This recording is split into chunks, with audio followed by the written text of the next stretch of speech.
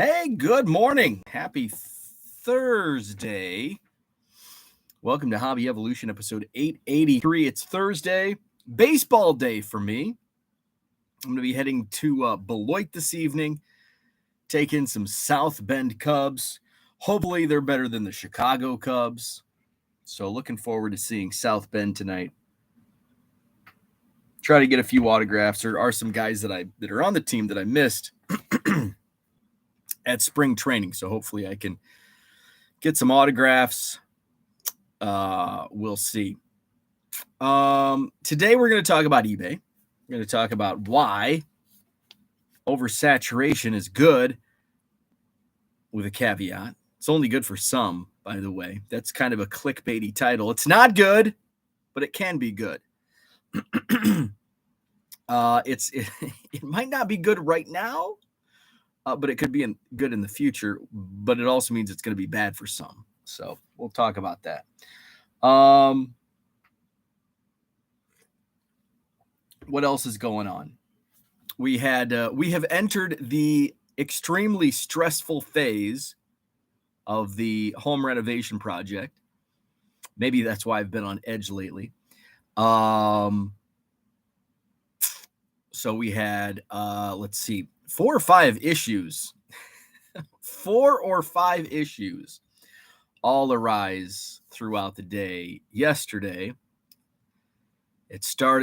my day just started like shit, and it just kind of stayed shitty. No, everything ended up working out in the end, but there were some rough patches along the way.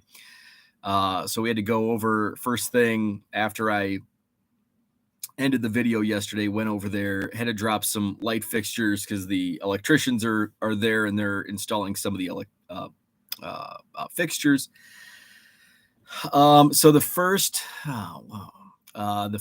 issue that arose kind of popped up on Tuesday in one of our guest bathrooms. The tiling people are there, and where the shower is, it was not flat, so they couldn't start tiling. So the main guy from the tiling company was there yesterday morning, and then one of our contractors who did the drywall and stuff came in, and I was a little nervous when that conversation, because the tiling guy is like, whoever ripped the drywall out or put the drywall, I'm like, oh no, it's him. Are we gonna have fisticuffs? What's going on? So they ripped the Curdy board. I'm learning all these new phrases, Curdy board. So that was ripped out, and discovered the reason it was uneven was one of the original studs from the original build was sticking out. So we were able to get that. So problem avoided. And then my mother-in-law comes in. She's kind of a bull in a china shop at times. And everyone in the room is a little on edge. Okay, we got this taken care of, but it's still a pain in the ass. We've got a bigger problem over here. I'm like, oh no, don't say that. Don't walk into the room and yell fire. So that was the master bathroom. Something with the drain. The drain hole was too far up against a joist, and so that had to be changed. And that was an easy fix. So, crisis averted there. Issue number 3 was that the McLaughlin group. Go. Issue number 3, go. Issue number 3, fireplace. This was a big one. Again, we had some unevenness, but we couldn't, the drywall over the fireplace part was sticking out. And it was metal behind it. So we were able to get that, and it's well, you can shave, it's uneven, but even if you shave, we shaved some of the drywall off, but it's still so that had to be drilled in. So we had to figure out how to get it drilled in. And I mean them. I just stood back and watched and prayed. And so that got fixed. Hello, Henry. Go. So all of those issues, I swing back. My wife says, we've put Ben's one of our contractors. We put Ben through a lot. We should get him some beer. I'm like, all right. And she's like, just go get him some. My wife doesn't understand beer. I'm like, I can't just get him beer because what if he doesn't drink it? She's like, isn't beer? No. Most people have a beer. You don't just buy any beer. You have to find out what they drink. If somebody brought me IPA, I'd be like, keep it. Thank you for the gesture. Keep your shitty beer. I hate IPAs. And I'm like, well, she's like, well, what does Eric drink? I'm like, Eric and Ben might drink different beers. Like Eric drinks Bud Light. I don't know if Ben drinks Bud Light. A lot of people stopped drinking Bud Light. So I'm like, I'll just go ask him. And so I swung by the house on my mail run. And as I walk in, the electrician goes, hey, we've got an issue. No. Hey, we've got an issue. Crisis averted there. Something we didn't have. We thought we were going to have more space on a wall for switches. There's not. So we're going to put it on the other wall. But the question was, is there something behind there that we can't? Whatever happened, it worked out. Crisis averted part 4. So I'm like, Ben, what kind of beer do you drink? He's like, what? Cold ones. Why? I'm like, because I'm going to bring you some for putting up with all of our shit. So he's a Coors Light guy, which that's my flavor. I like Coors Light. I like Bud Light. I like Coors Light. I like Spotted. I like beer. Basically, if somebody brought me beer, I would drink it as long as it's not an IPA. I'll drink anything but an IPA. Just about. Well, I don't like, if it's like 10% ABV, I'm not going to drink that either. I don't like that either. So what else? Oh, so issue number 5. Go. Issue number 5. Go. Bye. That was McLaughlin Group. Issue number 5. We're going to have Chinese takeout. Taigu, downtown Middleton. Excellent. If you're ever in town. So the homemade noodles. So I'm like, I'm going to go swing by because apparently Tuesday night, one of the sliding door downstairs was left open, like wide open. So, I'm like, I better go check, make sure everything's locked up because now I got used to not many people, over the last couple months, it's just been, this is electrical day or week. This is plumbing week. So it's like, and you're dealing with like 1 or 2 people. And it's just like, hey, just make sure everything's locked up before you leave. It's easy. Now we have like 4 different crews. We have electrical, we have tiling, we have general, we have finish guys. So there's not like, so I kind of get it. So I swing by, tiling guys are still there, 6:30 last night. So I'm like, well, I'll go get the food and maybe I'll just swing back. It's not really out of the way on my way home. So I swing by, I'm driving down the street and the truck's gone. I'm like, okay, cool. I pull up and the front door, the garage has been closed. The front door is wide open. We were cooling off the entire neighborhood. Wide open. I'm like, what in the F? I'm like, son, are you kidding me? Were you raised in a barn? So I go in and hello. Nobody's there. They left the front door wide open. Shut the front door. Are you kidding me? Oh, my God. So locked up. Everything's good. So here we are. Here we are. What's going on in the chat? We're going to talk about eBay today. I think that's all I had. I just wanted to get that off my chest. Hello, Shane. Good morning. Jeff Wilson's investing video, How To, was a real snooze fest. I have not seen it. I actually don't really watch. I honestly don't watch much hobby content. I'll listen to, some people here in the chat. I'll watch videos.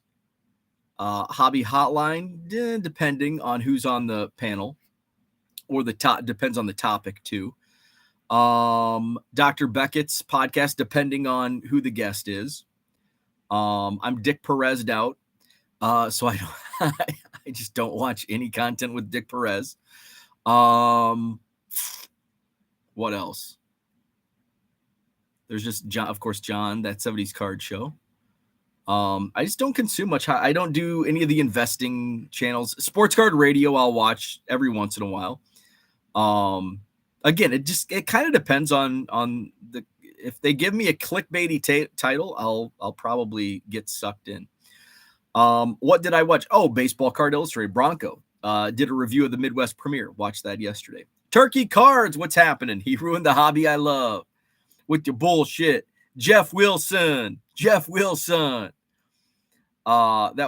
a great song.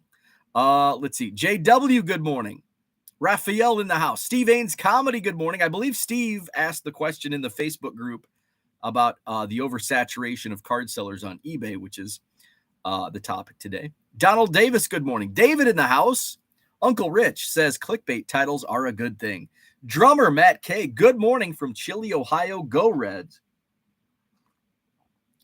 Speaking of the Reds in baseball, and cold, it's cold here. It's 42. Frickin' A. But I think it's going to warm up today. Speaking of, what's this? Speaking of baseball, the frickin' Cubs, man, suck. Here I am. Oh, the Cubs, they're going to contend for a wild card spot. They're going to win 84 games, blah, blah, blah, blah, blah. And here they are, 6-18 in their last 24 games. They're 2-8 in their last 10, 6-18 out of their last 24. They are really sucking. They've lost. Last night, they were up, 3 runs in the bottom of the ninth. They gave up 4 runs. 4 runs. They're playing and losing a lot of 1-run games. Their offense is doing enough. Their starting pitching is getting by. But the bullpen is giving up too many runs, and we're losing games. And by we, I mean them, the Cubs. So right now they're on pace to win, I think, 75 or 76 games. They're 19-24. So you can do the math. I did the math, but you can correct me. So my prediction was the Cubs will win 84 games this year, which, I mean, we are 25% into the season. Actually, I think we're now 26% into the 2023 MLB season.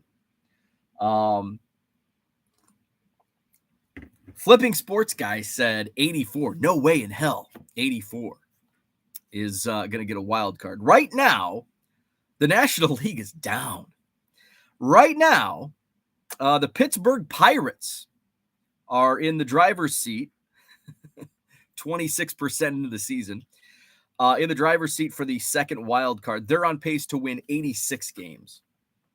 So National League is, I think, in the American League, the wild card. Toronto Blue Jays hold the second wild card spot. They're on pace to win 95 or 96 games. American League is in a much better spot than the National League. Yeah, the teams I talked about, the NL West, and my prediction was the Dodgers, Padres, Giants are all going to be kind of stealing wins from each other, and that's kind of what's the Dodgers. Wait, where's the National League West? Oh, wait, I just want to go to I'm in wild card. Divisional standings. National League West. It's not quite the pileup I expected. The Dodgers are 3 games up over the Diamondbacks, who I didn't even think of to be contending in the West. Again, we're only 26% into the season. The Giants and Padres are tied. The Padres have played one more game, but both the Giants and Padres have won 20 games. Giants are 7.5 back, Padres 8 behind the Dodgers. So not the tight race. My prediction in the Central was Cubs. Or wait, no. My prediction in the Central was Cardinals, Cubs, Brewers, and then I don't know if I had Pirates or Reds. I think I just they're just going to be at the bottom. And right now it's Brewers, Pirates, Cubs, Reds, and Cubs and Reds are actually tied. Cardinals in the basement. I love that. Cardinals are a game and a half behind the Cubs, but they've won 8 out of their last 10. The Cubs have lost 8 out of their last 10. Cubs need some bullpen help, man. I think a couple of prospects that people love. The prospect perverts are going to be disappointed, I think, at the trade deadline, because I think some of those guys that are beloved, Chicago, that's the way Chicago is. I don't know if other fan bases are like that, but Chicago, the favorite player on each team is like the prospect or the backup quarterback, somebody that, he's going to be better than the starter. And then guess what happens? You have Mike Glennon at quarterback or Josh McCown. It's like, what are you thinking? So I think the Cubs will have to make some. I mean, if they continue this trend, they'll just have to sell at the deadline. They've got a couple pieces they can move. Hopefully they're buying at the trade deadline and they can trade some prospects for some relief help. And hopefully my buddy Ethan will be ready for the stretch run. I think July, August timeline for him to be back at full health. Henry asks, I forgot, were you going to the National? Yes, I'll be there all 5 days. So Nationals, we're what? Let's see, June, July. We're 10 weeks away from the National.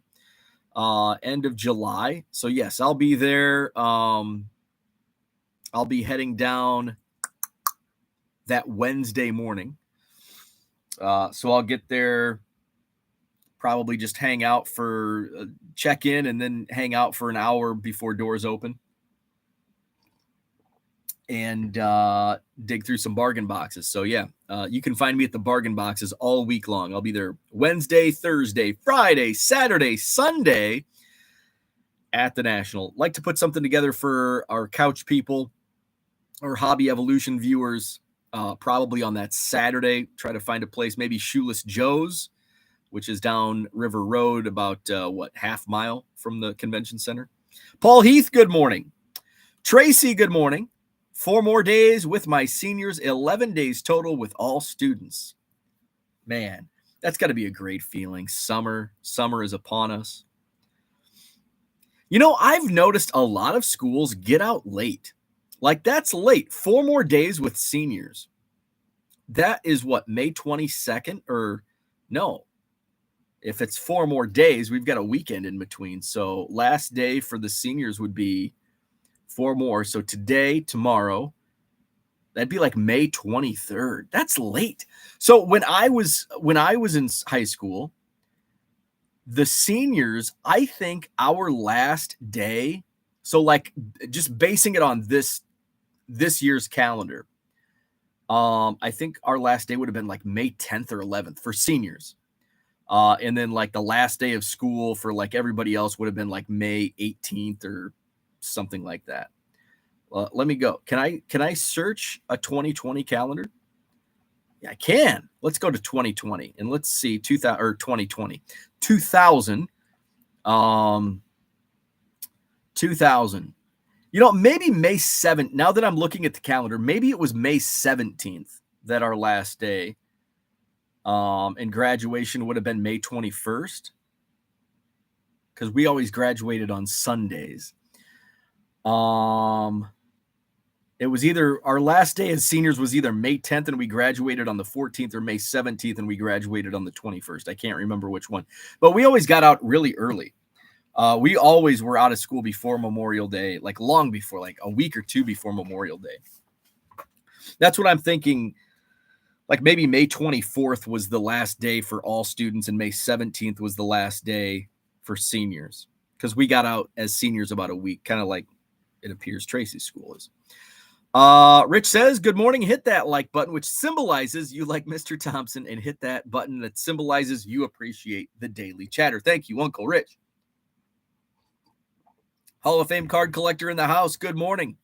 Watching the show live. First chance I've had in weeks. Welcome back, Christian. Good to have you.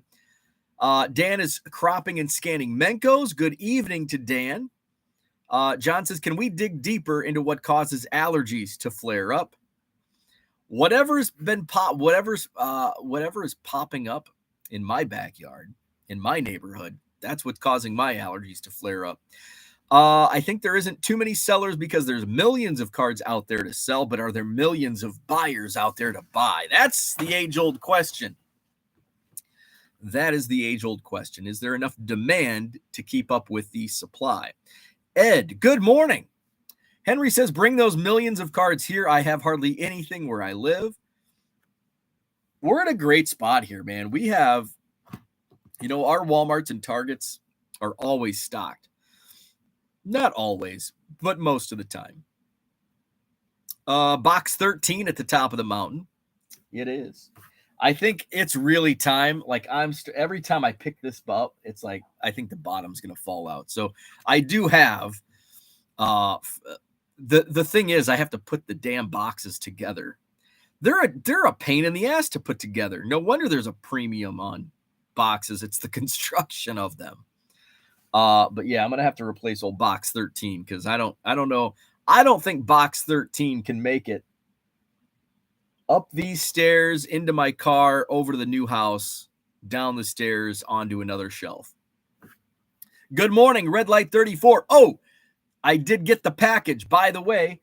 So Mike said that the trophy was broken, the original trophy for Name That Player. But I think what we're gonna do, and maybe we can take a vote tomorrow when we play Name That Player. So it came off into two. But there's like things we can put dowel. Somebody said dowels. And I had to say, what the hell is a dowel?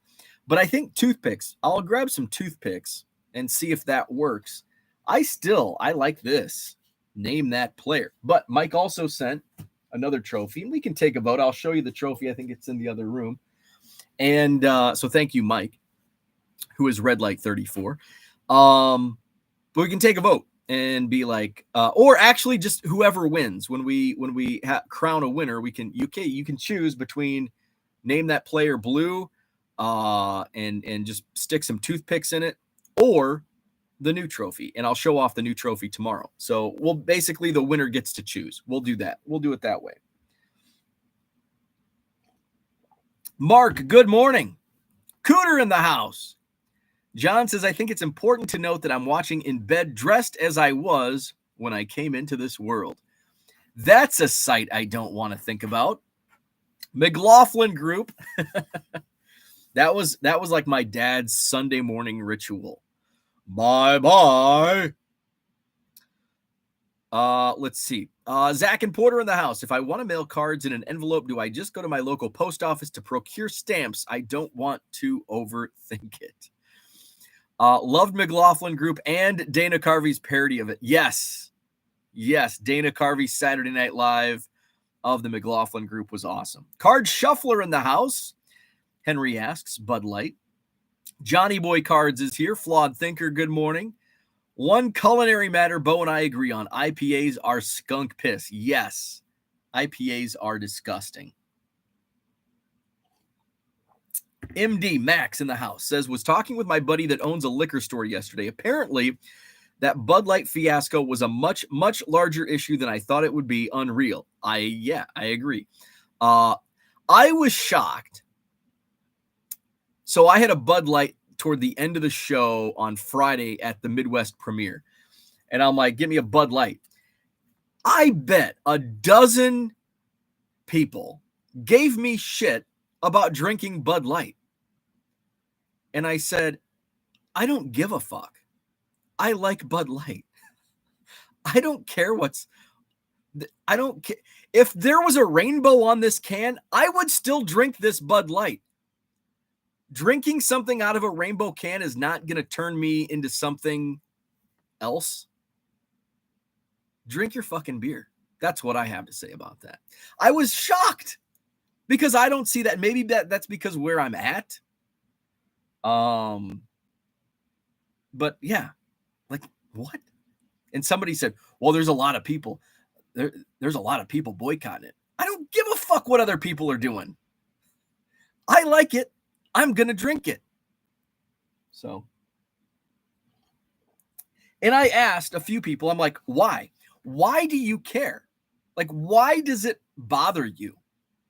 Nobody, not a single person gave me really an answer. I don't even think anybody gave me an answer, let alone a good one. Well, everybody else is doing it. Paige and Deanie Bean. Oops. Hopefully Dean has gone into school because I dropped a few F-bombs. I apologize. Why is Oscar Meyer renaming the Wienermobile to the Frankmobile? Inquire. Is it really the Frankmobile? I should know this because the Wienermobile is here in Madison. I think Oscar Meyer was like originally from Madison. Like, I think he is. I think my wife sold a home to like the estate, the Meyer estate. I'll have to ask my wife about that. Oscar Meyer. Let's see. Yeah, headquartered Madison, Wisconsin. Let's learn about Oscar Meyer. Get ready for a Wikipedia read. Let's see. Oscar Meyer was born in Germany and began working at a meat market in Detroit, later Chicago. In 1883, Meyer and his brother Gottfried, like Gilbert, leased the Coling Meat Market near Northside Chicago. The Meyer brothers sold bratwurst, liverwurst, which were popular in the predominantly German neighborhoods around their Chicago meat market. Okay, let's get to the Madison part. In 1906, Oscar Meyer and Company volunteered to join the newly created Federal Meat Inspection Program. In 1919, the company made its first major expansion with the purchase of a processing plant in Madison, Wisconsin. The plant was a profitable, efficient operation, and in 1957, Madison became the corporate headquarters. So there you go, Oscar Meyer. So I didn't realize the Frankmobile.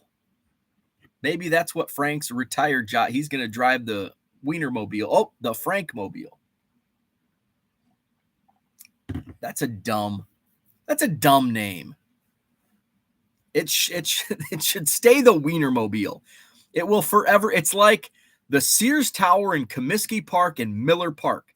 It will forever be known as those names. I refuse to call it anything but the Sears Tower. I don't even know what the official name is. I'm gonna have to Google. What do they even call the Sears Tower now? Oh, it's the Willis Tower. Okay. I think I did know that. Miller Park is it American Family Field? I'm gonna have to type that in. Miller Park, American Family Field. Oh, I'm 2 for 2. Or actually, no, I didn't know Willis. Comiskey Park. What the hell do they call that now? Is it Guaranteed Rate? Comiskey Park. I don't know. I think it's Guaranteed Rate Field now. Let's see. John says Bo's monologue is lacking punchy jokes this morning. He's no Arsenio Hall. My apologies. Par for the course on any job. Deal with it on a daily basis. Yeah, this is what I was afraid of. Like now that like the finishing work is being done, now it's gonna we're gonna have these little hiccups along the way. Pepino drinks Bud Light. The can is so shiny. Bo needs a sidekick. Needs to do StreamYard with LRS correcting his mistakes. Ooh, great question. What is worse, my allergies or my acid reflux? I'm going to say allergies. Because I can prevent acid reflux, but I can't prevent my allergies. So I'm going to say my allergies are worse. I skipped way far ahead. Okay, here we are. Bo is a progressive commercial turning into his parents. I am. I'm turning into old people is what I'm turning into. Always the GC's responsibility to secure site each day, no question. We technically don't. Well, we do have a GC, but he's like off. He's like an hour away. He's not there all the time.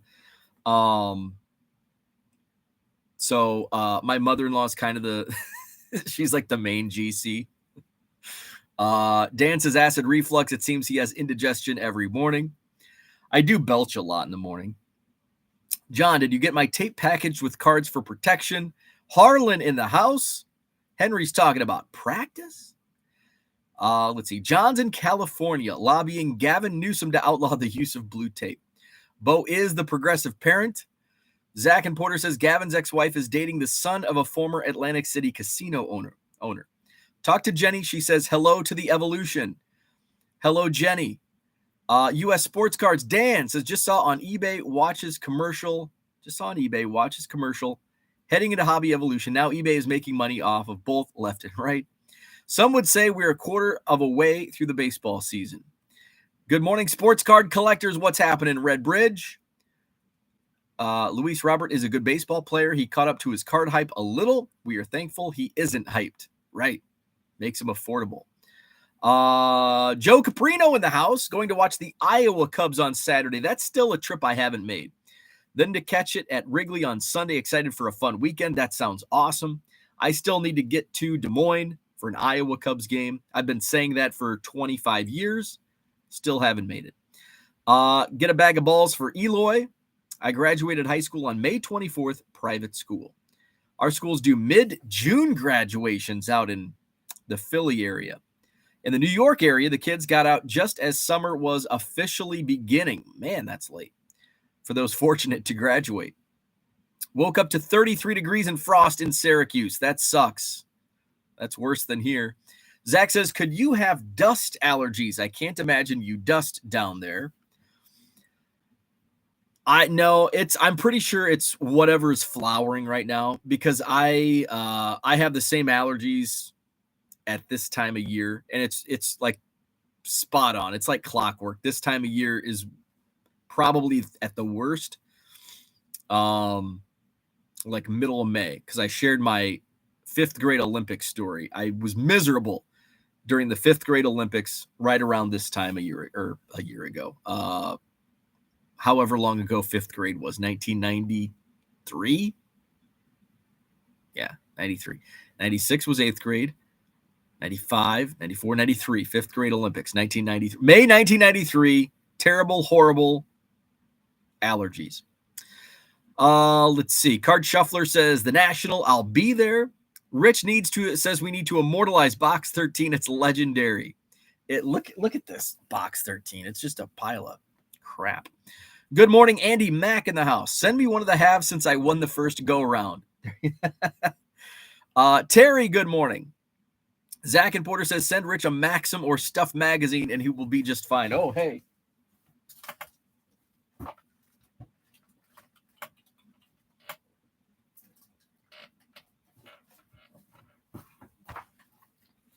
Here we go. October 2001. I don't know who this is. Is it Jolene Blaylock? I don't know who that is. You want to see these are just magazines that are in my eBay store. So I've got Maxim. These are not in my eBay store. Pro Wrestling Illustrated. There's a Spider-Man comic. Mostly wrestling magazines. I think there's some Sports Illustrateds in there. Let's see. Christian says, how about an email signature badge for the winner? Let's see. Rich says, by the way, we taped about 90 minutes with Mark Hoyle yesterday for Dr. Jim's podcast. Very cool. I was thinking Sears catalog, but whatevs. Red Light says, or I can reprint it. I think it's fine. We'll just stick some toothpicks in there. It'll work. That's terrible beer. Those people are correct. Drink some good beer. Let's see. Shane says people will boycott Bud Light, but they still buy other Anheuser-Busch products, so they are still supporting Bud Light. It's hilarious. Yeah. I'm not going to drink Bud Light. I'm going to drink Busch Light. It's like, oh, well, good for you. Card Hobbyist, what's happening? Andy Max says IPAs are so bitter to me, I can't even drink one if I get it for free. Yeah, I've got some IPAs in my fridge, and it's just like when IPA friends come over, I've got some IPAs in my fridge. I'm not going to tell you how old they are. Hops equals bad. Yeah, I don't like hops. I've had one IPA, but I think it was because of the hop. It had like the lowest level of hops probably to be considered an IPA. Shoot, what's the brewery? The brewery is in Michigan, but it's like a Midwest distribution. Hell, it might be national distribution. I'm sure it is actually. Now that I think about it, I think it is a national distribution.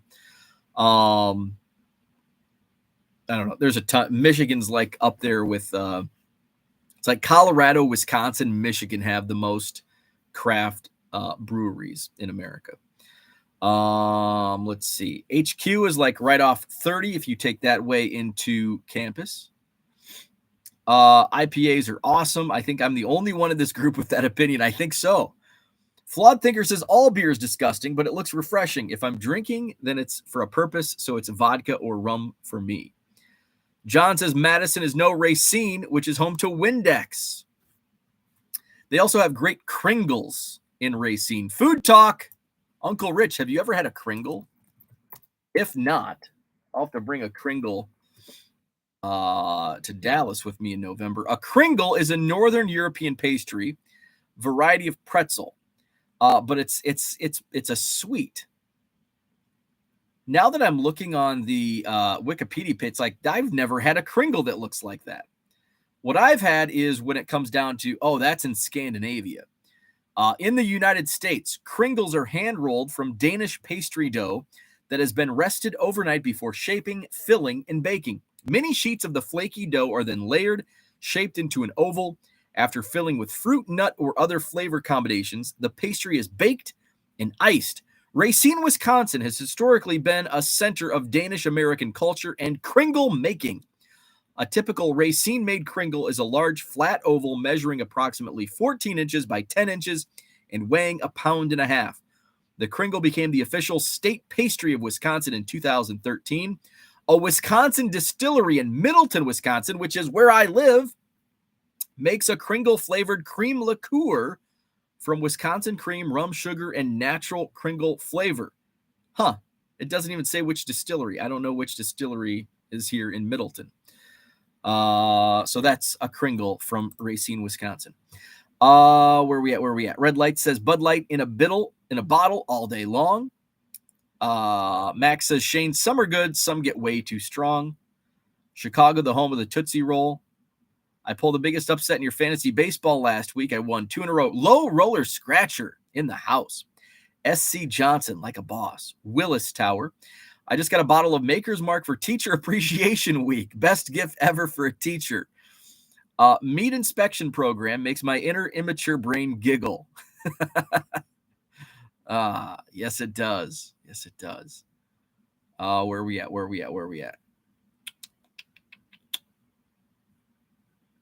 Let's see. Where are we at? Here we are. Shane does not like triple IPAs. That sounds terrible. Henry says the Weinermobile. John says ballparks need to be fan named like Parky McBallpark. Some of my favorite beers, though, are double IPAs. Low Roller's got a new video out. I'm going to have to tune in. Did we need multiple IPAs? One wasn't enough. Let's see. Not an IPA fan at all, says Tiger727. Darker beer, the better. Shane does not like dark beer. I like dark beer in the winter. A good stout around Christmas time, delicious. But as we get into warmer weather, I don't like dark beer. Bo just said, hello, Jenny, like there was Taliban off screen holding an AK. They all taste like old coffee with dark chocolate. A couple of things. Wonder if Bo will listen as taped 90 minutes worth with Mark Hoyle yesterday for his podcast. It's the airborne decay of box 13 that is causing your allergies. Zach doesn't drink. I have 2 speeds, 0 and 100. Drinking and most other activities of enjoyment don't play well with that. With that said, people tell me IPAs are not great. Rich says, and I'm so effing jealous. I get to see Ryan Nolan this weekend, who went to England for a card show and bought so much stuff. Yes, I saw Ryan Nolan this past weekend.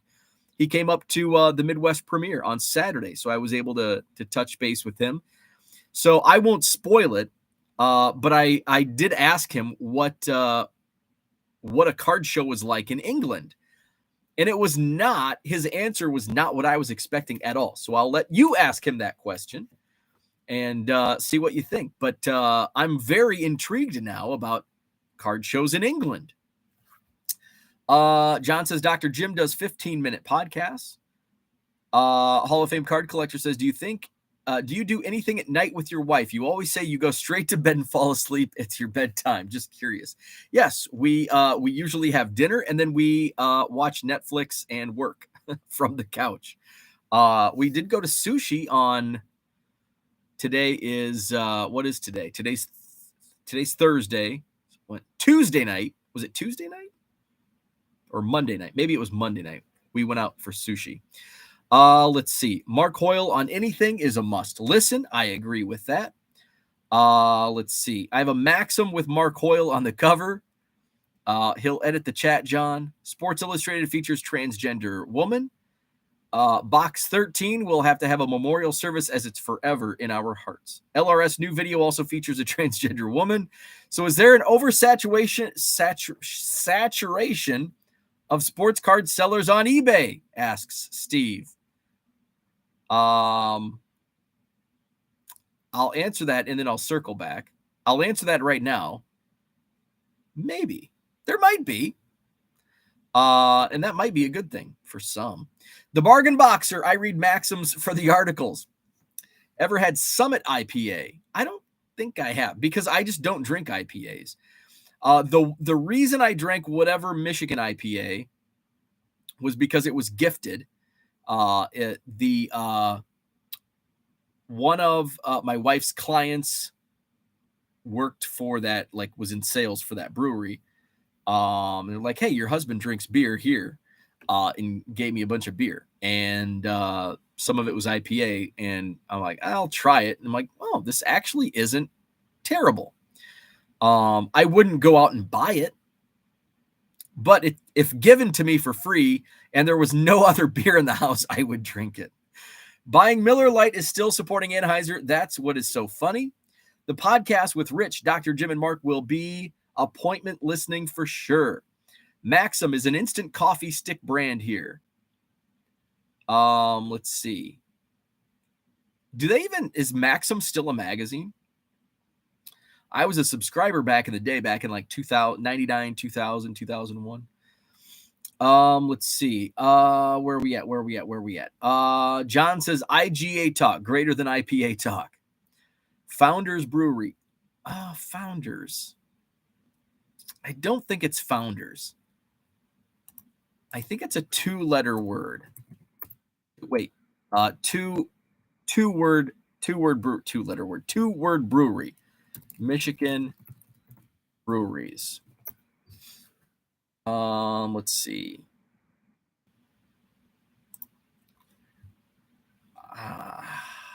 This is going to drive me, bear with me, because it's going to drive me absolutely insane if I don't find out the name of this. I can't. Start naming breweries. Bell's. So it's not a two-word name. Bell's. It's Bell's Brewery. Bell's in Kalamazoo and Comstock. Bell's Brewery. And the beer is it Lighthearted Ale? Let's see. No, that's an American style IPA, 36 IBU. What's the Two Hearted? It's 60. It's definitely not, because I mean it's on the lower end of the scale. Oberon. That's yeah. So it's got to be that 30 lighthearted. I think it's the lighthearted ale is what I had. 36 IBU, which is pretty low for an IPA. Where are we at? So Bell's Brewery is the answer. Never heard of a Kringle, so rock on. There you go. Learning something new. Beer talk. Sweet. What's up, Brian? John says Kringle sounds like some of my bowel movements. Yes, I name them. Kringle? That sounds like a painful bowel movement. Kringle. Because I'm like hearing breaking glass. That's not what you want on a bowel movement. Kringle is an amazing pastry built for placing in an office break room when people used to go to offices. Yes. Yes. The Kringle is everywhere else in the U.S. People bring in donuts. In Wisconsin, they bring in Kringles. Yes. Because that's exactly when I hear the word Kringle or I think of Kringle, I picture the manager at my old office bringing in and like announcing how like it's this important, like hugely important thing that he brought a Racine Kringle into the office. And there was an office-wide email that would accompany his declaration. It's a thing. Let's see. Also, the manager in my office, let's just say he would give Michael, whatever Michael's name is on The Office, he would give him a run for his money in managing an office. And not in a good way. Where are we at? Only Kringle that I've heard of is Kris Kringle, and it's way too early to think about Kris Kringle. Who's listing cards this morning? Asks Steve. That is a good thing per the kids. The new video, I won a lot of money. I am rich. Low Roller Scratcher is buying us all beer. Thank you, Low Roller Scratcher. Kringles rock. You can find them at Trader Joe's sometimes in the southern U.S. Interesting. Good morning, Kyle. What's happening? He's listening from the road. What road are you on? Where are you at? I want to hear.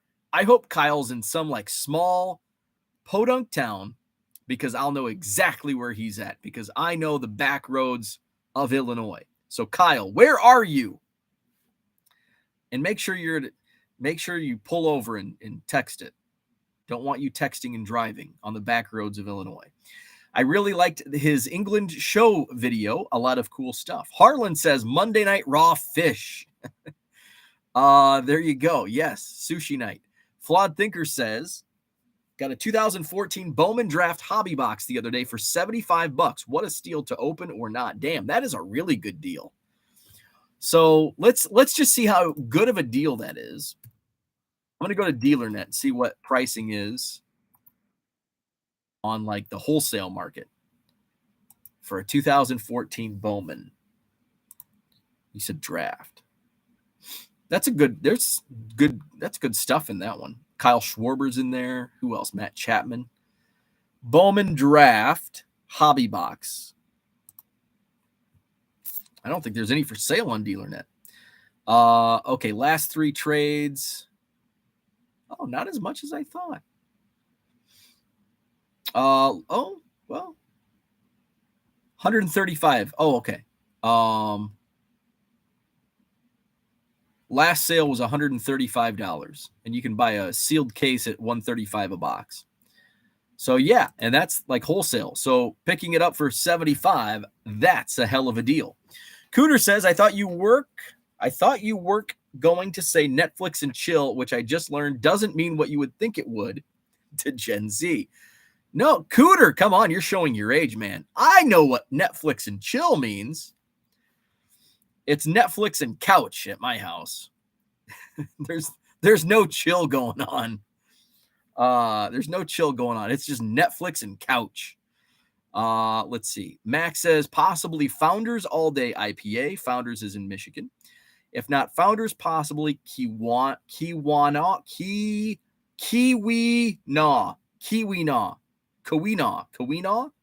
Brewing Company, New Holland. No. Were not work. Damn autocorrect. Bell's makes pretty good beer. Bell's Oberon. I like Bell's Oberon. Shane says, yeah, Lighthearted Ale has a fish on it. Yep, that was the one. 200 IPA. We bring in Kolaches for the Dallas Card Show. Kolaches. Let's see. Kringles and cheese. Yep. That's the thing. Wisconsin office. Cheese and crackers, man. Sausage, cheese, and crackers. Yep. Mark says, good morning. Hopped on when discussing breweries. When I visit Cooperstown, I stop by the mini breweries up there. Excellent. That's one thing I'm lacking. We have a lot of great breweries here in Madison, and I've only been to a few. And I will, it's fun to bike to a brewery. So I'll ride my bike to Mount Horeb, where they have the Grumpy Troll Brewery, which is pretty good stuff. I'll ride into Verona for Hop House, which you would think, what, you hate IPAs, why would you go to a place called Hop House? But they actually have some good they have a Sweet Sunglasses, which is the reason I bought it was because it was marketed as a lawn mowing beer, and I'm like, that's exactly what I want. On a hot summer day, I want a good all-day lawn mowing beer. But you know what? You can buy a much cheaper lawn mowing beer, and it's called Bud Light. That's the best lawn mowing beer, and it's a lot cheaper. Some knucklehead on Twitter asked if he should buy a 1989 Upper Deck box for $375. LOL, no. I don't know what, 1990 Tops boxes are selling for 50 to 60. Selling. So I guess it's not out of question for an 89 Upper Deck box. Let's see. Let's just go to eBay and see what 89 Upper Deck are selling for.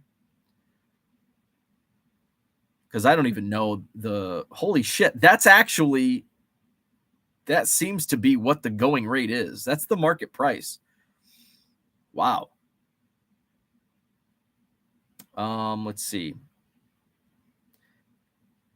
Yeah, these have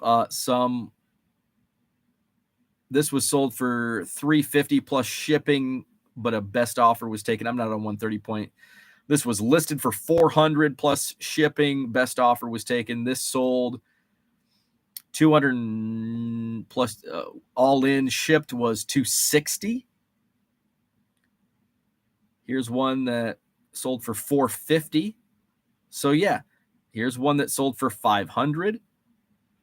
Here's one that sold for $482.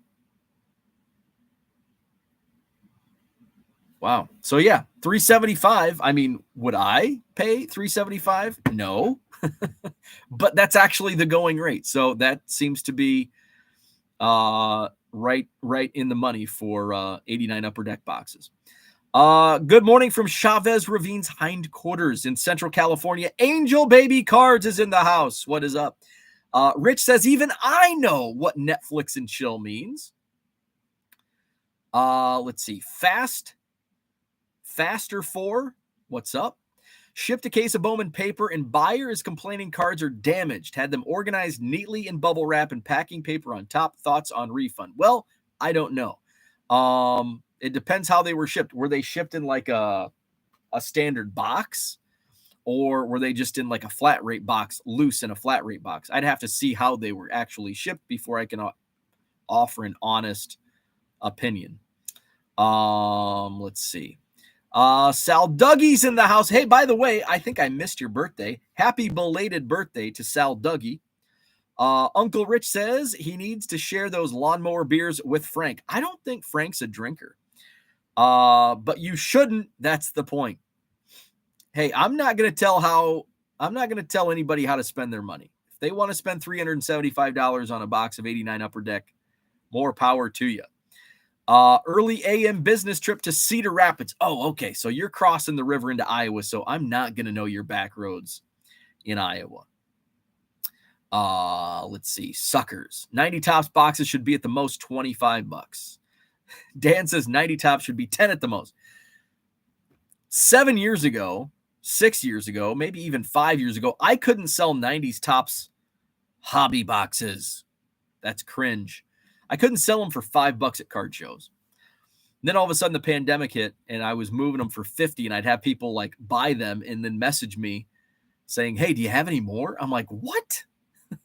No, but I wish.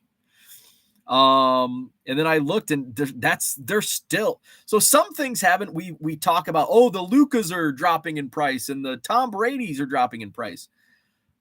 But some stuff has sustained their increase during the pandemic. Junk wax hobby boxes is one thing that has sustained their high pricing since 2020 and 21, like 90 tops boxes. FYI, for those who don't know Bo's show, it's about the 1 hour mark and about the time for him to actually, talk about the daily topic. Yeah, we're about there. I like $10 better, says Mark. Should not Bo say something about those terrible Iowa drivers? Iowa, my apologies to Iowa, but in Illinois, see, Wisconsin people call Illinois residents fibs, which means effing Illinois bastards. We didn't care about Wisconsin in Illinois. We were always pissed off about the Iowegians, and we said Iowa stands for idiots out wandering around. And I'm sure Iowa has something against Illinois. What do Iowans have against? What state does Iowa hate? Minnesota, Wisconsin, or Illinois? Or Missouri, I guess. I guess it depends on where you're at. See, I was closer, and I think here's the thing. I was closer to Iowa. I was only like 30 minutes from the border of Iowa, but I was an hour and a half from the Wisconsin border. And, down in Macomb, I think it was closer to Iowa, but then Missouri, like we were way far away from Wisconsin or even Indiana. But I bet like Eastern Illinois probably hate on Indiana. When you get down further south, you're probably hating on Missouri. Let's see. Where are we at? We're gonna talk about, is there an oversaturation of card sellers on eBay?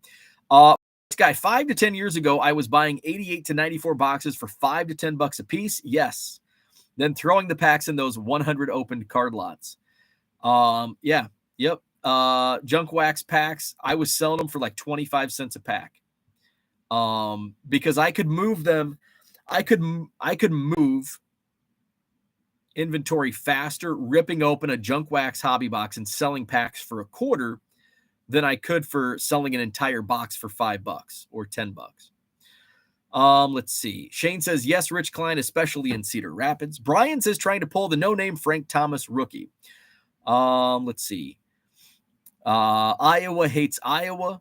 90s tops baseball were junk for years. Suddenly, somebody declares the Ken Griffey Jr. bloody scar card variations, right?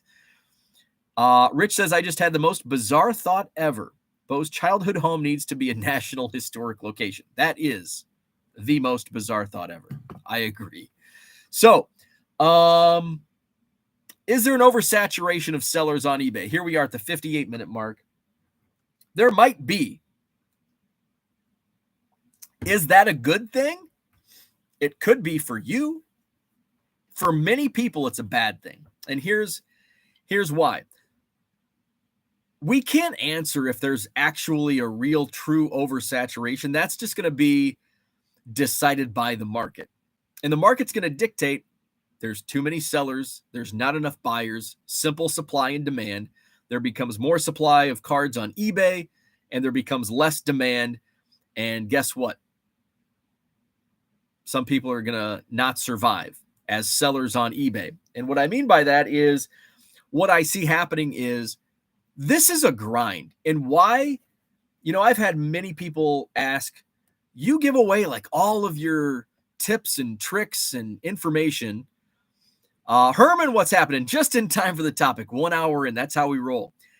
And so these people aren't you afraid that you're creating competition? And the answer is maybe. Not really, though. Because not many people will put in the grind of 14-hour days shipping cards, listing cards. It's a freaking grind. It's not like a 9 to 5.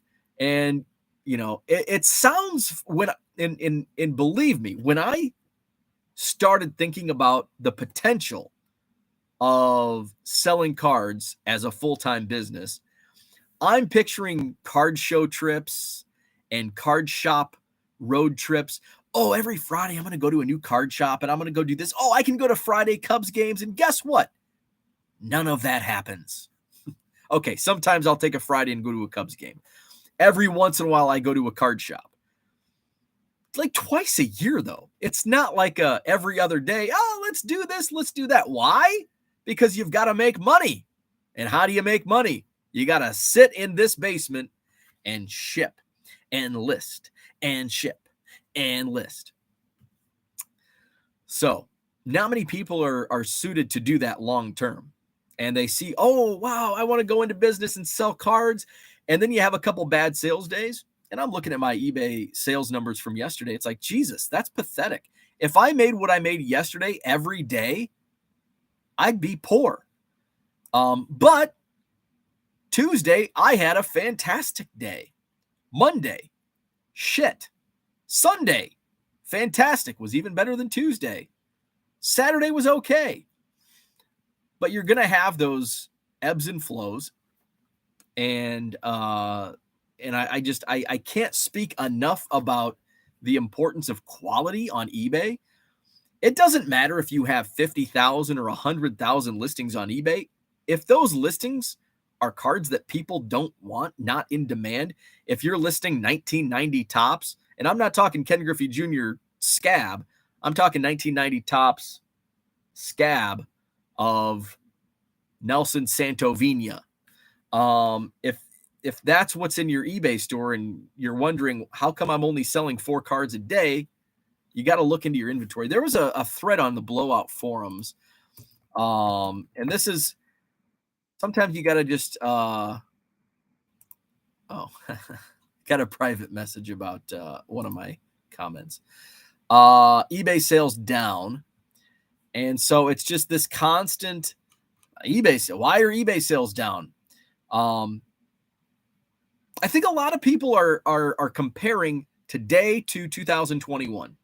And why are sales down? Well, duh.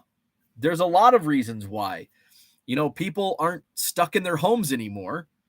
They're not getting the free money from the pandemic era. There's a lot more competition of activities now. And most people have short attention spans. And many people have the get rich quick. Ooh, I'm going to get in. I'm going to make money on cards. And guess what? They go on to the next thing. And that was crypto for a while. And then it was NFTs. And guess what? They've turned and burned those, and they're off to whatever else is the new hot thing that's selling. So in this forum, but sometimes there's just, it's, and what I see sometimes in this thread, it's almost, and it sometimes is paralysis by analysis. And there's just too much analyzing of stats and the market is down this much and this is what, and it's just like, if you continue listing, you will continue to sell. However, there's a caveat. If you're not listing things that sell, you have to pivot. Okay, I'm listing thousands and thousands of 1990 tops and 1991 upper deck. How come they're not selling? Well, if they're not selling, stop listing those cards. Now, maybe there is some analysis that needs to be done if you're not selling the cards. Find out. It's just as important finding out what's not selling as it is what is selling. And when I'm digging through bargain boxes, and I say this all the time, well, how do you know what to buy? Sometimes I don't. Sometimes I take a gamble. And that's why I love low dollar sports cards, because I don't have much into them. Now, if I buy a whole bunch of them, yes, I might. That's why you have to limit some of the gambles you take. But one of the things I found during the pandemic, I was going through quarter boxes, and I was selling Barry Larkin 87 tops for $2.50. And it was like they wouldn't last a week in my eBay store. So I knew I could take a chance on 25-cent cards. And if I'm buying enough cards, I'm getting these for 15 cents, 20 cents, maybe, 15 cents. And I know that I'm going to turn these over in no time. And that's what happened. Guess what? There came a time when 87 tops Barry Larkins weren't selling for $2.50 anymore. Guess what? I stopped buying. You have one or two left in your eBay store, and these have been sitting for a while. Well, it's time to stop buying or listing or that particular card. What's else? Sometimes I took a chance on when I was digging through the autograph boxes. I took a chance on a bunch of these Razor Lettermans. And I'm looking at eBay, and a lot of these have sold $15, $20. So I bought every Letterman that I could. List it for $15 or best offer, and I have best offer on because I'll give a better discount if somebody's buying bulk. It's like I'll let these go for $8 to $10 a piece if somebody wants to buy a whole bunch of them. So far, I think I've only sold one, but I just listed a bunch last night. I think I listed the rest of them last night. So now they're all on eBay. So if somebody wants to spell out their name, I don't even know what letters I have, but they're all there. So sometimes you just have to take those chances. And, if it's a month or two that go by and maybe only one of those sells, I know it's probably not a smart buy to pick up those Lettermans for $2.50 because they don't move. So that's kind of what somebody in the blowout forum said. I'm listing 75 to 150 items a day, on top of a full-time job to only hit 8 items a day, and that he means he's only selling 8 items a day, and he's listing 75 to 150. Now, I don't know what his store, he doesn't have a link to his store, but, say that's actually, if 75, if you're moving 10%, if you're selling 8 items a day, if it's of those 75, but again, he might have a 50 or 100,000 listings, so we can't really do the math on that. If it wasn't for ESE, I would maybe be at 2 to 3 items a day. So that's, so the thing is, if you're listing 75 to 150 items a day continuously, day after day, on top of your current inventory and still only selling 8 items a day, there's something wrong with your inventory. Then you need to start looking at what's selling, what's not selling. And Joe wants to know the thread. I think it's just going to go, it's 27 pages. So it'll give you plenty to read. So there's the link. So let's go into the chat. And if I didn't explain, and I think Steve brought it up, the Hobby Evolution Facebook group, I think Steve brought this question up yesterday, and Chad had the best response, much more eloquent than I'm stating here. So you can check that out in the Hobby Evolution Facebook group. Basically everything that I would have said, just spoken, typed out more eloquently than I can speak it. Flipping Sports Guy had a nice order yesterday. A Rangers collector sent dollar offers on 20 plus Pudge and Juan Gonzalez cards. Hey, I bet I know exactly who that is because he bought a whole bunch he bought me out about a week or two ago. Same exact players, Pudge and Juan Gonzalez. Let's see. And I'm going to bring it up because I think he bought like 80. Well, he bought 31 there. Another 10. Another couple there. I think he bought almost 50 Juan Gonzalez cards. Let's see. Was his name Joe? Joe in Texas? So yeah, that was awesome. Hopefully Joe comes back. I need to restock Pudge in Wangan and be like, hey man, all my thrift stores hit all the cards and 2 of my LCS don't sell slabs. Let's see. Dan says Herman, but you missed an hour of awesomeness for chickens or grandchildren.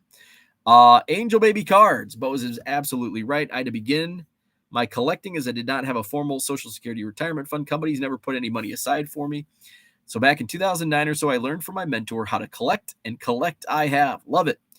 I'm seeing card prices dropping a bit for sure. Thing is, cards historically go up and down. It's the nature of the hobby. It is. There's going to be ebbs and flows. That's like if it's a down market today, that doesn't mean it's going to stay like this or go down further. It might. I think there's still room for it to decline before we see another increase. I don't think nobody can predict this, but could we see another increase like we saw in 2020 and 2021? It's probably not going to happen. You never know. Would we have ever thought what happened then would happen? No. So I guess we can't really think about that. But yeah, you just have to ride the roller coaster. It's kind of like, don't look at your 401k every day. Like, and I love it when people look at their, and they'll, it's if their 401k, oh, look what President so and so is doing for my 401k. It's like, you're 35. You're 35. Don't even look at your 401k. And then 2 years later, my 401k sucks. This president's a dick. You're 36.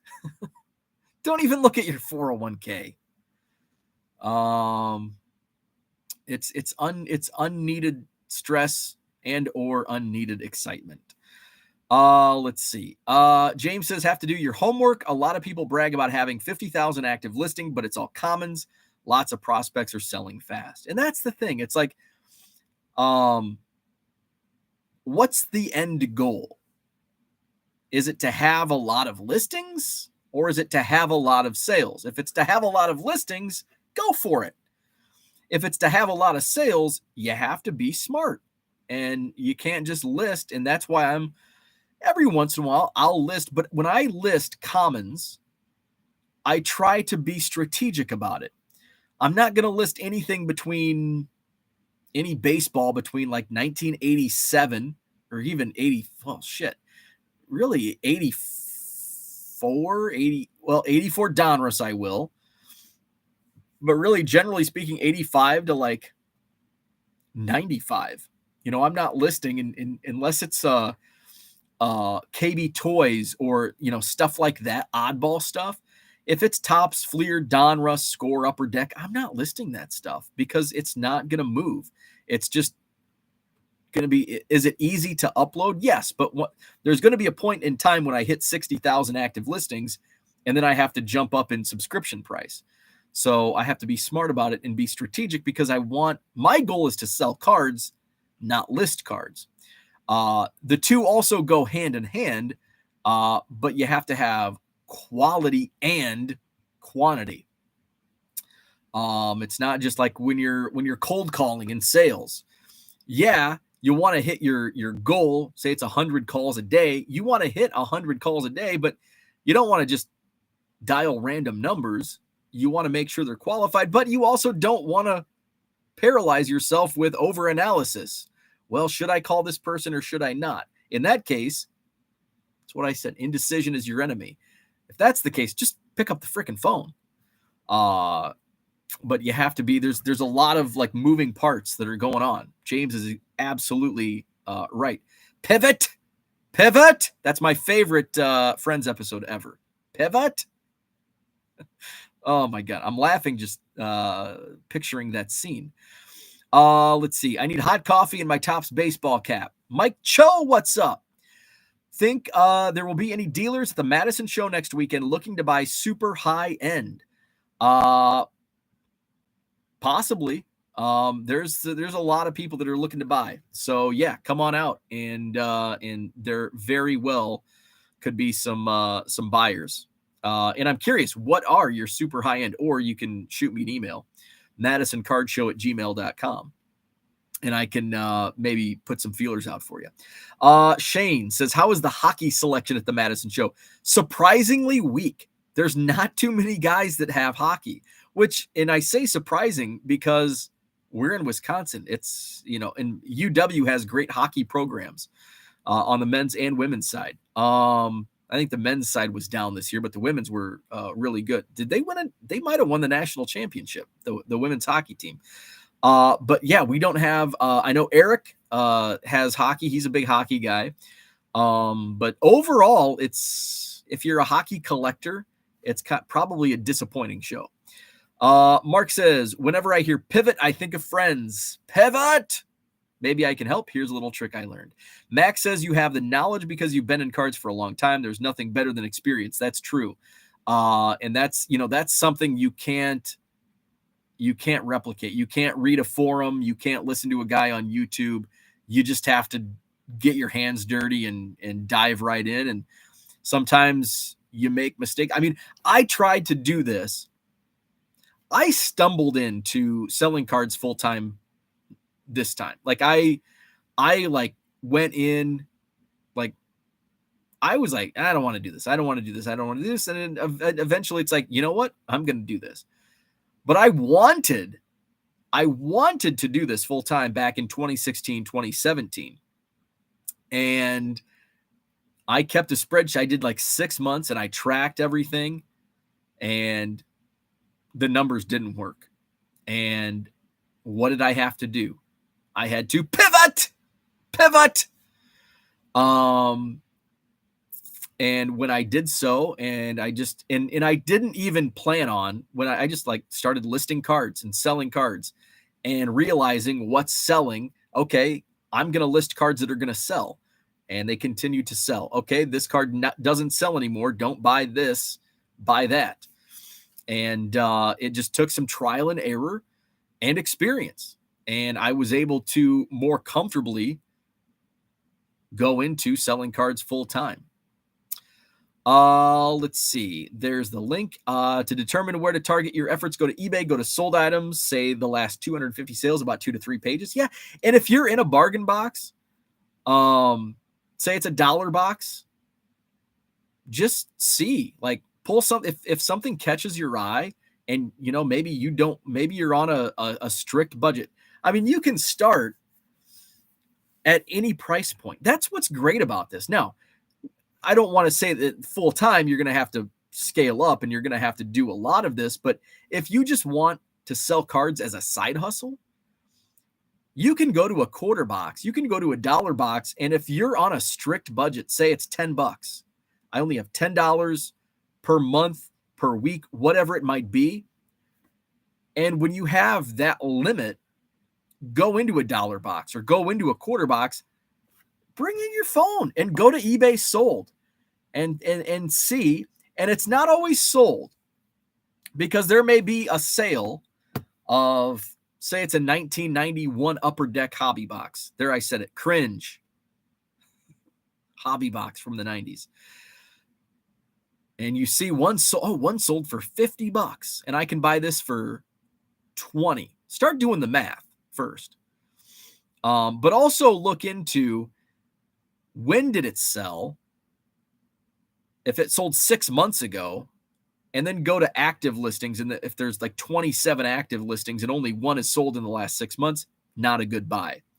But maybe you're in a $1 box and you're finding first Bowmans of Anthony Volpe. And I pulled, and these were out of $2 boxes at the Midwest. The only thing I bought for inventory, I bought 11 cards. And I think 6 of them were Anthony Volpe first Bowman papers. $2 a pop. And I'm like, I think I can move these. All 7 have sold. I think, was it 7? 6 or 7? All of them have sold. I think the lowest I sold for was $5.50, which still gives me, some wiggle room. But they all sold within a couple days of listing. So it's not like I sat on them for months. So, maybe my profit on 550 was, let's see, I'm trying to think. What's the profit? I'm going to have to do the math. So say $1.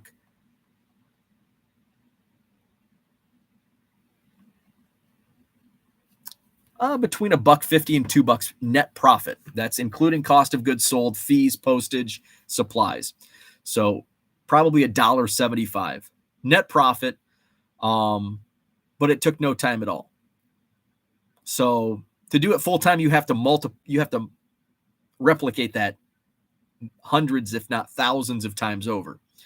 But if it's a side hustle, $1.75 here, $1.75 there, can make good work. And once you're, I'm at 40, under 40,000 active listings. And that just adds, there's another element to it where it's a hot name. People come in, oh, wow, he's got 40,000 active listings. And here's where it comes in. But if they look around your store and it's a bunch of 91 Upper Deck, they probably won't buy anything else. But if there's other Anthony, oh, he's got a bunch of 2022 Bowman Draft Anthony Volpes. Oh, there's a insert. And all of a sudden, they came for the first Bowman. They stayed for the other stuff. And they just made a $30 transaction or whatever. So it could lead to more sales. Let's see. Andy Mack says most sellers who complain about sales and shipping issues don't actually want help advice. They just want to whine about it. And I see that a lot. I do see that a lot. Let's see. Joe G. Yes, it was. It was Joe. Joe in Texas. Joe G is correct. Uncle Rich, you cannot give away Juan Gonzalez cards in DFW, so congratulations on those sales. Interesting. Yeah, he actually sells well in my eBay store. The 90 Donruss in particular, and not always the reverse. The reverse negative is not as big of a card for Juan Gonzalez in 90 Donruss as, like, say, the Dale Murphy Upper Deck reverse negative. Because I think it's more common.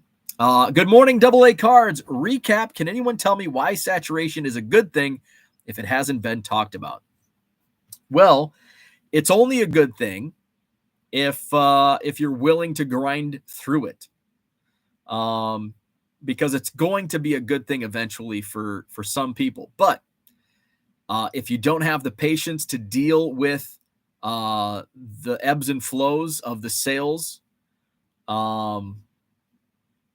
and can't stick it out, then it's not a good thing. But if you're willing to stick it out, put in the work, it's kind of the what's the survival of the fittest. The strong will survive. There's going to be a lot of these sellers that have come on and are using Card Dealer Pro and Chronazio and anything else and listing and putting thousands of items on eBay. I see a lot of these stopping for many reasons. The two main reasons, A, they will be disappointed with their lack of sales because, I can list all of these cards. And it's like, well, how come these aren't selling? And they get disappointed and they stop. And B, if they do put quality items up, they realize shipping 100 to 200 items a day is a real bitch. And I don't want to do this. And they're not a psychopath like me who enjoys it. Those are the two biggest reasons why people just won't last selling low-end sports cards on eBay. Rich will send me a bunch. Yes, Joe in Waco. That's the guy. Yes. He also bought a bunch of Griffies from my store. He bought Pudge Rodriguez, Juan Gonzalez, and a bunch of Ken Griffey Jr.'s. It's like what happens here in California when we get a great rainy season. All the amateur prospectors run to the hills to pan and find some gold. MD Sports Cards and listening to family and coworkers is so detrimental unless they are in the industry. Yeah. And I think that's with not just selling cards, but also in opening restaurants and bars. I would say never open a restaurant, but who am I to say that? I've never even worked in a restaurant. I've eaten at a restaurant, but I've never so much worked at a restaurant. But I would tell you, if you were my friend and you said, hey buddy, should I open a restaurant? I would say, no, are you effing nuts? Don't open a restaurant. But who am I to say that? But I would say, and this is a take that the haters out there will complain one way or the other. It's like what I saw with the Leaf issue, the most recent Leaf issue with the Putin card. People were, so angry that Leaf would put a card out like that. But then I saw a couple people tweet angrily, they dirty deleted it. Well, Jesus H. Christ, what do you want them? It was a bad idea. They took it down. Do you want them to leave it up? Like, haters are going to hate. Haters are going to hate no matter what. So, and I say that because I've said this before, and I've heard people say, well, you're only saying that because you don't want competition. And that's not true at all. Because if I don't say this and somebody jumps into selling sports cards full time, well, you were successful and you said that you could be successful too. And it didn't happen. So you try to be honest, but sometimes people think your honesty is just a lie to prevent competition. So I think I said this on one of the Chasing Card, or it might have been on one of the Bench Clear Media's videos. All things being equal, if I was still working my full-time, if I didn't go into cards full-time when I did October of 2021, if I kept doing it as a side hustle and working my full-time job and then decided right now, today, May 18th, and I started looking at the numbers, I would not sell cards full-time. And I'm not saying that because I don't want competition. I'm saying that because the numbers are not the same as they were. And there's no, why are sales down? We know why sales are down. Sales are down. There's no two ways about it. Sales are down. The numbers don't work anymore. And so now you may counter and say, well, why are you still selling cards full time? Because I got in at the right time. And I was able to build an audience and build a customer base from the pandemic times that helped me. I was full speed going when I went in full time, so I didn't miss a beat. And I was smart with my money during the pandemic. I wasn't buying. I was selling everything I got my hands on. So I built a nice nest egg to withstand some of the valleys that happen when you're running a business. So all things being equal, if I was looking at making that decision today, should I go sell cards full-time? I would not do it. So I'm not telling you not to do it, but I'm just telling you in my situation, all things being equal today, if I was making that decision, the decision would be I'm just going to keep doing this as a side hustle. Let's see. Angel Baby says, consider that's good for us as selling, buying, and mailing cards. Over time does result in pop decreases. Cards are, in fact, delicate. Masood in the house. What's happening? Long time no see. Where's it at? Where's Masood? Good morning for the 5-star team. Breaking news. We are moving our office to downtown Oconomowoc with an opening a storefront. New hangout for Bo opening after the National. 5-star cards, Oconomowoc, which is one of the funnest names to say in Wisconsin. Oconomowoc. Good to see you, Masood. Angel Baby says people constantly damage and lower card quality as people bend, drop, damage, and wear down cards. I need some, go get me some coffee. I can't wait till I get to the new place and I have a Keurig next to me and I can just boop. The mistakes I've made have made me more money than any single buy I have had. We learn a lot from our mistakes. Angel Baby says, I have 14 years in this now. I didn't just buy online. I started by going to my local swap meets to cut my teeth in the hobby. Now in this era, I'm all in. Love it. Mikey Big Balls. There's a fun name. Oconomowoc and Mikey Big Balls. Love the content. Just subscribed. Would you recommend the Card Dealer Pro $19 for a beginner? And have you ever used the $19 subscription pro and con? So here's my suggestion. I would start with the lowest tier, which I think is the $9 subscription to Card Dealer Pro. Remember, the scans do not roll over. So if you like want to scan a ton and all of a sudden something happens and you can't, you're going to lose those scans. So you want to, I would start with the $9 a month. You get 500 per month. Once you use those up, buy some a la carte, and then maybe if you do it consistently, are listing more, then you can scale up your scans. So that's my suggestion. Start with the lowest and work your way up. You don't want to throw money away or leave money on the table. Let's see. My bedroom looks just like the image below Bo. Happens over time. Absolutely. Let's see. Monster boxes are essentially full sheet cake boxes. Love it. 90 Donruss Juan Gonzalez is the exception to that rule. I'm finding that over time, I'm going to have to pivot to national treasures and flawless. Your thoughts? Be careful. Be careful.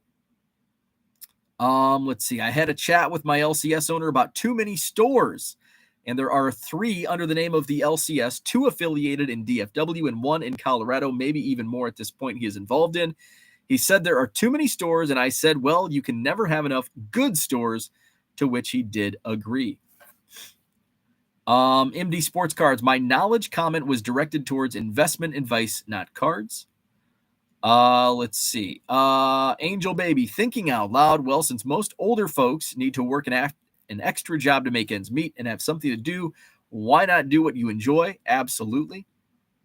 Rich says you have to work at it. If you're willing to work, then your store or your ComC account or your show business will be a success. Absolutely. One of the monsters out there that sells masses of sweet cards is New England Sports. Their auctions were amazing, maybe still are. Let's see. Actually, the pandemic kind of made me a slightly larger fish in a big pond. Let's see. I thought I saw a comment about the Mike Cho. Okay, there it is. Oh, yeah. Did I miss? I missed Mike's comment. Mike Cho. My super high end is a KD RPA on-card auto of 35. PSA 9, 10 auto, pop 1, none higher, looking for 15K. Somebody was asking about a KD. Who the hell was asking about a KD auto? I had somebody. Were you at my show last month? Were you asking about KD autos? Somebody was asking about KD autos. I don't know if you're on Facebook, but the ad post is up. So if you're on Facebook, post that up, and if not, I can post that up. But somebody was asking me about KD autos at the last show a couple weeks ago. Okay, and I think we're about to wrap it up. Let's see. As time passes, nobody wants to go into 4-wall offices anymore just to get managed by some office space Lumberg ass clown, right? Instead, I prefer to spend my time working at home for myself. So instead, the live chat for me is like staff office meet. That's why it is for me. That's why I started doing this. It's like, well, I'll just come on and talk because I was working from home. And and I, talking to my wife and dog every day. Victor's in the house. What's happening, Vic? So yeah, I get to converse with the chat. It's not in-person chat, but it's something. Thing is, you get to instantly report to work. Nobody hassles you, and nobody can fire you for not doing your TPS reports right. So that's what I had for today. I know it's a little clickbaity of a title. Sometimes you got to do that. At least Biscuit listens, right? She listens harder. Is that proper? She listens harder when there's cheese involved. Have you ever seen the video, The Cheese Tax? Is it on YouTube? Type in cheese tax on YouTube. Let me make sure it's a thing on YouTube because it might be on something else. Cheese tax. Okay, it is. Type in cheese tax in YouTube. Watch the videos. And we'll leave with that because I love watching cheese tax videos. It involves dogs and cheese and a really catchy song. So type that into your YouTube search, cheese tax, and report back to me tomorrow morning. So If you haven't already, hit that like button, subscribe to the channel. Let's see. We'll be back on tomorrow morning. It's Name That Player Day. Did we do football last week? I think we did. We evened the field up with football. We'll go back to baseball. We'll find something fun to play with. We'll do baseball, Name That Player tomorrow morning. Let's see. I'll have a report from the South Bend Cubs. I'm gonna go check them out tonight. I think I am gonna go live Friday night live, with some ripping of the remaining 2023 Bowman Blasters I have. So I think I have 12 left. I'll rip those live on Friday night live. So we'll get a double dose of live on Friday tomorrow. So have a great day. Like, subscribe, all that fun stuff. Just in time for me to say goodbye to baseball card curmudgeon, and we'll see you in the morning.